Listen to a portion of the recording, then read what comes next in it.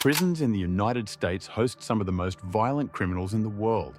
Prison fights, brutal and bloody riots, and other unthinkable crimes are commonplace. Oftentimes, a few prison inmates control other prisoners and play an important role in the day-to-day activities of some of the most dangerous prisons. Today's video is similar, except there's a twist. The Northeast New Mexico prison riot that began as a security lapse is one of the most bizarre cases of institutional failure, ultimately leading to the loss of life, not only of inmates, but also endangering prison staff. The main character in this case is a former Hollywood actor, and what he did was unexpected. Sit back and watch as we take a look at the most dangerous prison inmate who is responsible for one of the biggest riots in prison history. On the night of September 23, 2017, at 9:05 p.m., rookie prison guard Matthew Schreiner was making a routine patrol around the cell block to ensure everything was in order. As he paused at one of the locked cells, surveillance footage captured him reaching into the cell and being handed contraband, which he then passed to an inmate in the neighboring cell. He then stopped at cell number 203, where he engaged in conversation with one of the most dangerous criminals in the facility, Clifton Bloomfield. Bloomfield, a former Hollywood extra, was a serial killer convicted of murdering 5 individuals in Albuquerque, New Mexico between 2005 and 2008. Amid his killing spree, he appeared as an extra in several well-known films and TV shows, including Felon and Breaking Bad, which aired between 2008 and 2013. Bloomfield was sentenced to 105 years in prison, a punishment that rendered him with nothing to lose. What happened next defied all logic. After exchanging a few words with Bloomfield, Schreiner did the unthinkable. He opened the cell. Forgetting all his training, the rookie guard unlocked the door as if under a spell. Why would a newly trained officer release one of the most dangerous inmates? Could he be involved in this? Well, when questioned, Schreiner simply stated that he couldn't remember why he did it. Yes, that's right. He had no recollection of why he unlocked the cell. As soon as the cell door was opened, though, Bloomfield wasted no time. He lunged at the guard, pressing a shank to Schreiner's neck. Overpowered and helpless, Schreiner was taken hostage. Using the guard's keys, Bloomfield proceeded to unlock other cells, attempting to rally more inmates. However, as he struggled to open additional doors, Schreiner managed to break free, racing down to the first floor.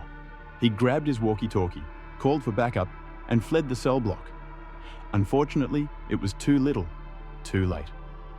With the keys now in their possession and no guards immediately present, the inmates seized control of the prison.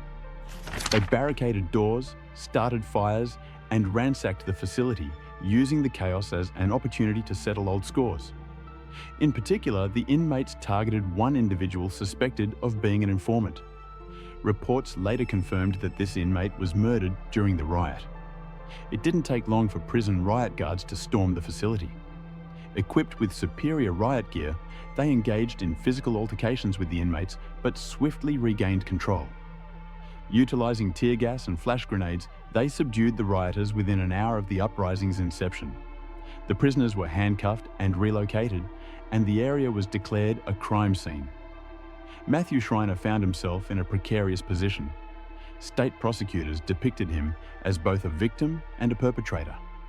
He faced 3 felony charges: intentionally allowing Bloomfield to escape, unlawfully aiding the escape of a convicted capital offender, and facilitating an escape attempt.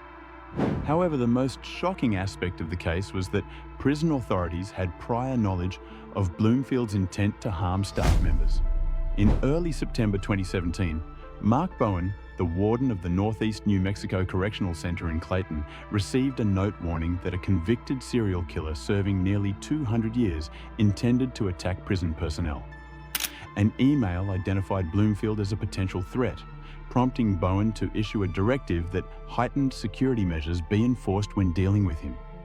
These measures mandated that a guard be accompanied by a supervisor when interacting with Bloomfield, and that surveillance cameras remain operational at all times. Yet, less than 2 weeks later, catastrophe struck. Schreiner subsequently sued the New Mexico Corrections Department and the private prison operator, Geo Group, claiming that they had placed him in an unsafe working environment. He argued that he had been assigned to a cell block housing some of the most dangerous criminals despite being uncertified, improperly trained, and inexperienced in correctional security. Furthermore, he alleged that severe understaffing led to overwork, making him sick and fatigued on the night of the riot. Out of 20 prison officers, only 9 were on duty when the chaos unfolded. In his lawsuit, Schreiner contended that he had been unfairly scapegoated for the riot. Instead of receiving support, he was placed on unpaid leave following the incident.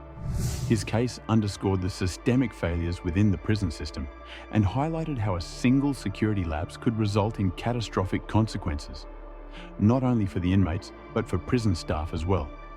Ultimately, the riot at the Northeast New Mexico prison served as a grim reminder of the dangers posed by poor training, inadequate staffing, and ignored warnings.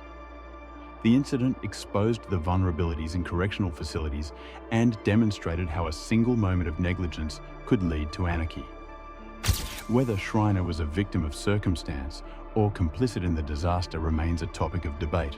But one thing is clear: the system failed on multiple levels, allowing one of the most dangerous criminals in the prison to seize control, if only for a short time.